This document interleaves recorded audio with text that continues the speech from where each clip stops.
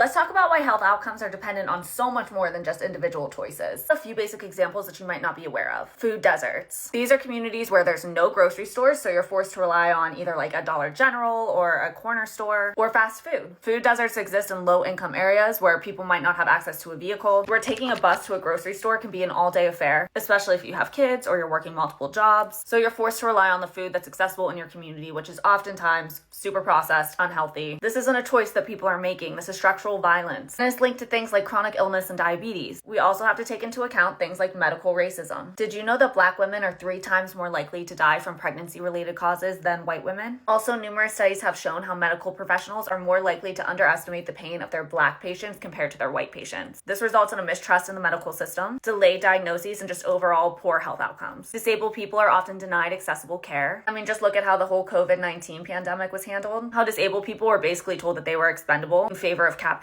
Also, having time to work out is a privilege. If you're working multiple jobs to make ends meet, or you have dependents relying on you that you have to provide care to, you're not going to have time to choose to work out. Also, these recent attacks on the LGBTQ community is going to result in worse health outcomes. Trans people are being denied healthcare. LGBTQ people face higher mental health risks, and no, don't even try it. It's because of the stigma and violence that they face in everyday society, especially recently. Trump's recent budget cuts have slashed NIH funding, environmental protections that are linked to health outcomes. Oh my God, we didn't even talk about things like flint and lead in water. Or the fact that I grew up in Canonsburg, Pennsylvania, where there's a cancer cluster that my family and many people in my community have personally been affected by. All of these things affect individuals' health and have nothing to do with personal choices or habits. This is a systemic problem. Individual choices matter, but only if you have the option to make them. And I want to talk more about the dangers of tying morality to health and how this is a staple in fascist regimes, but I think I'm gonna have to save it for another video, so stay tuned.